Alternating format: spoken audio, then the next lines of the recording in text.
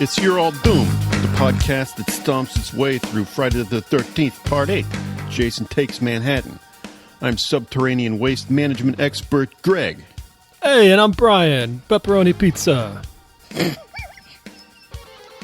This chunk begins with a rather smug-looking Charles and ends with a rather shocked-looking Rennie. Young Rennie tells Uncle Charles that she does not believe him about the legend of this young boy Jason drowning in the lake. So to prove he's not lying, dickhead Uncle Charles shoves her off the boat and tells her she better swim before Jason pulls her down. She's floundering desperately, and then something does pull her down. We see the little girl scream underwater as she sees a wispy-haired, monstrously deformed boy in a swimsuit tugging on her leg. So we have to stop and talk about continuity here for a second. This absolutely cannot have happened at any point when Jason was actually a little boy. Rennie, in this flashback, is, 8, something like that. So let's say it's about 10 years ago in the timeline of this movie.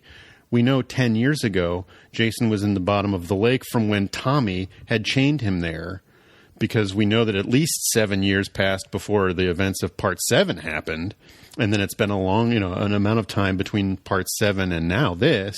So there's absolutely no way that Jason was actually a little boy. So I'm not sure if this is meant to be some sort of hallucination on her part, or if she has some sort of psychic connection to the negative energy of Jason drowning there in 1957.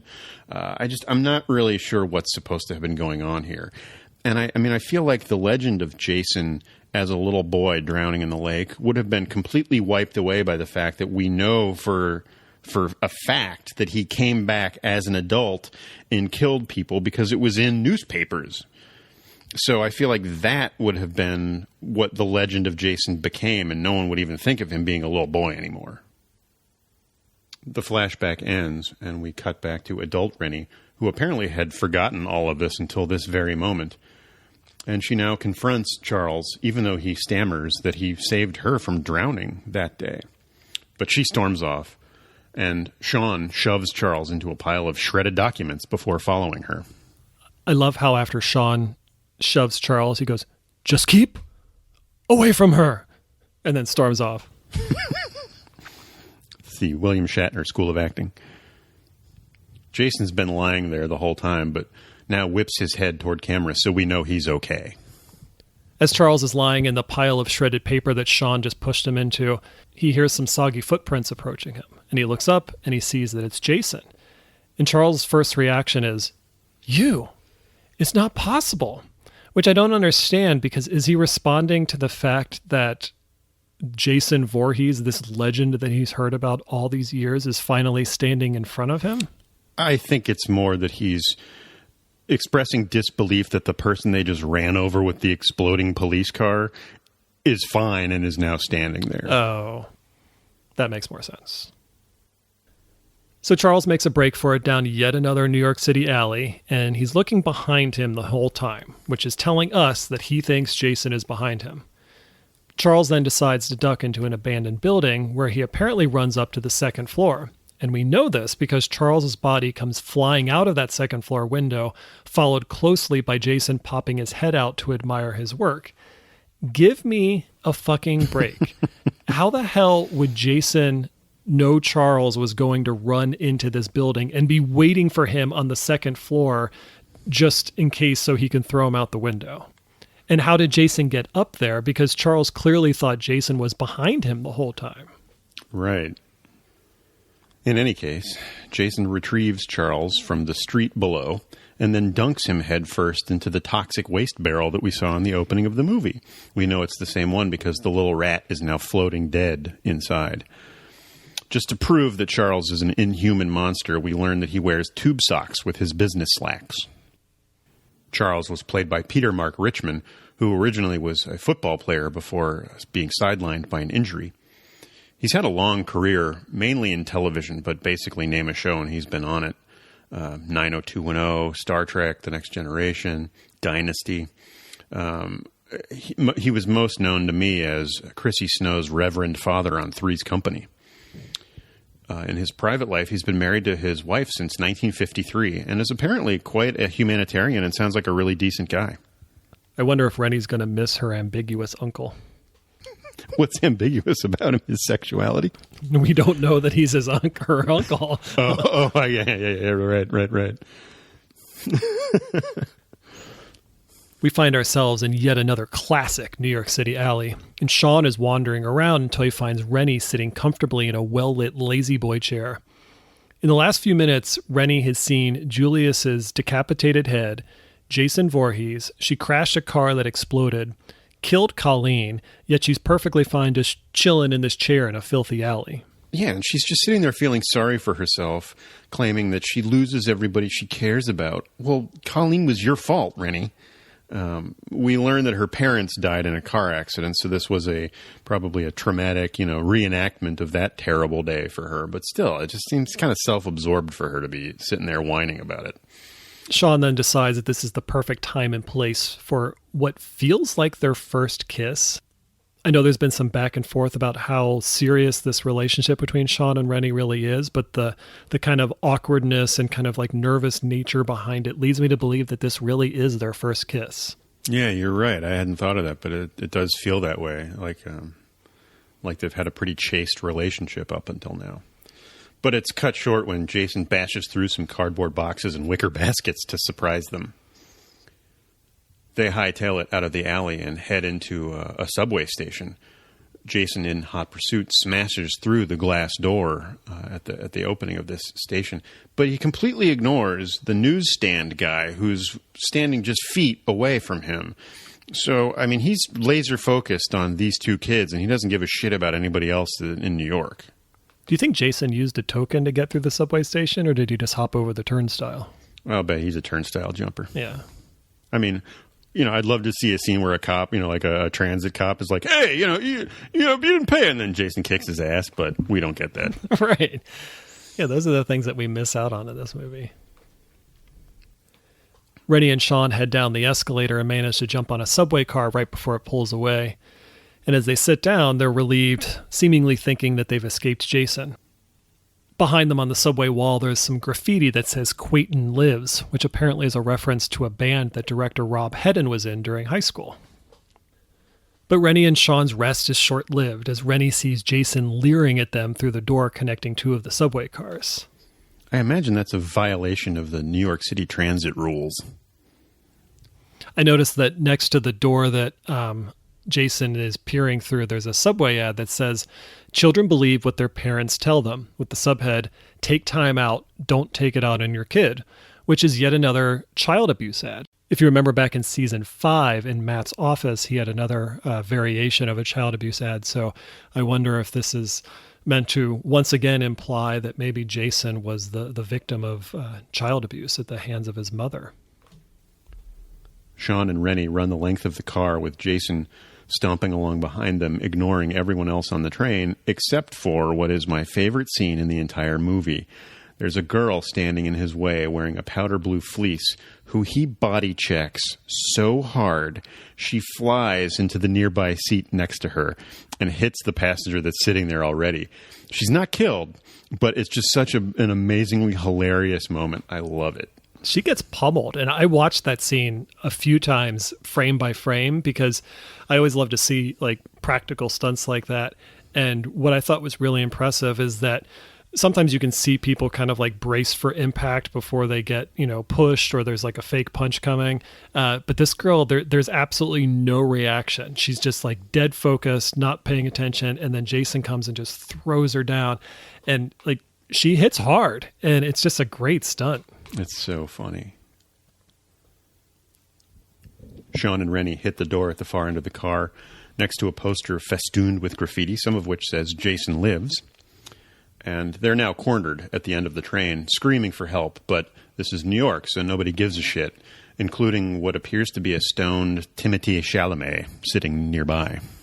Sean decides to pull the emergency brake, which sends Jason flying down the aisle, which I also thought was a really cool stunt because I don't know if there's a cable that maybe we don't see, but I really can't figure out how Jason is able to propel himself so far down the aisle of the subway because it's going the opposite direction in theory that the subway is traveling. Oh, yeah.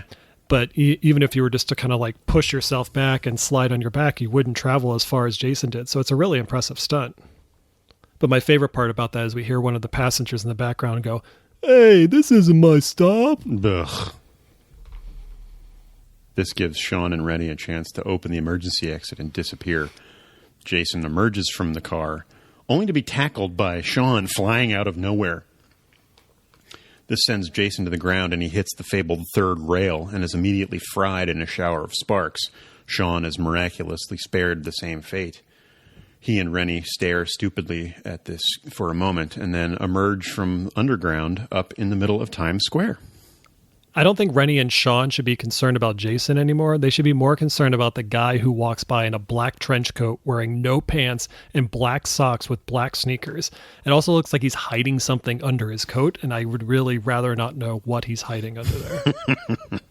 No, I love this moment because it's meant to be like a single shot of all of the stereotypical cliched New York images. We see a horse-drawn carriage nearby and a Sbarro, and I'm guessing that this is meant to be just kind of the standard New York flasher. So I'm like you. I'm glad he doesn't get a chance to open his coat.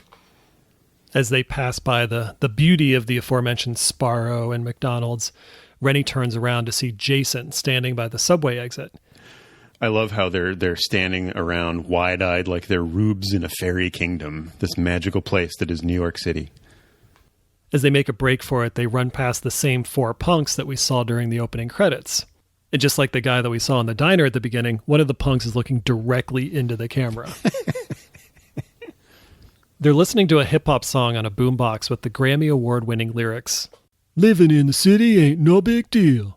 Living in the city ain't no big deal. Living in the city ain't no big deal. You gotta have a heart made of U.S. steel. If the crack don't get you, then the hookers will.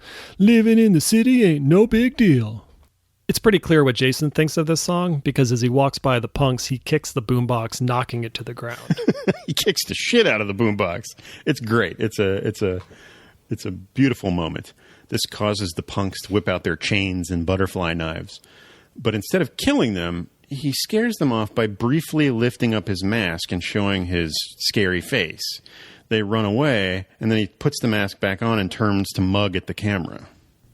I don't know how I feel about this because in this movie, I think it's clearly done for comedic effect, but it's a shame because it was done in a genuinely scary way in part 3 when Jason is confronting Chris and he raises his mask up to show this, grotesque, deformed face, and it really freaks her out, and it just intensifies the situation even more. And I think they're trying to kind of go for that here, but it ends up just being silly, and even the punk's reaction to it kind of confirms that they're like, "Oh man, that's nasty," but it's nothing.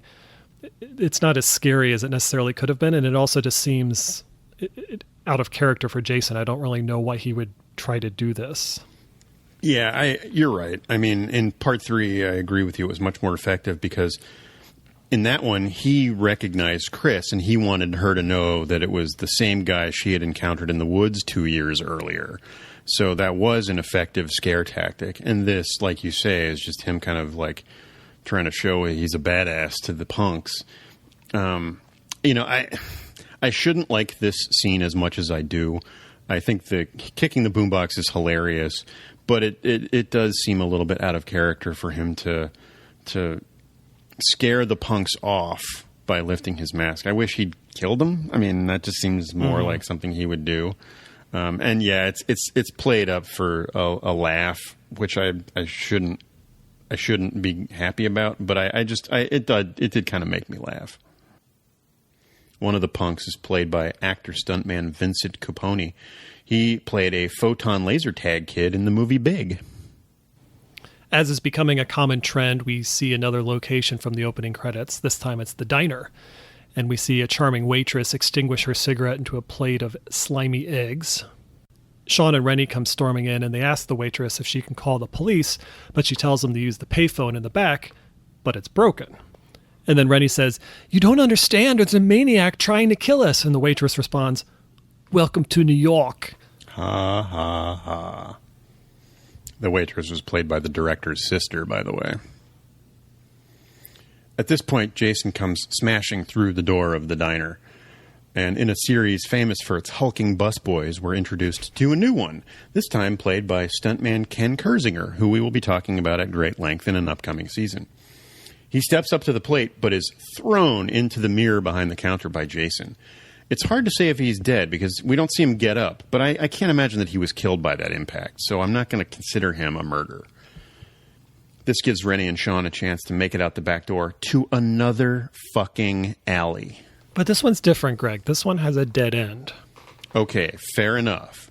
They are then boxed in when Jason appears in the alley behind them, so they're forced to climb down a manhole into the wondrously clean Manhattan sewers.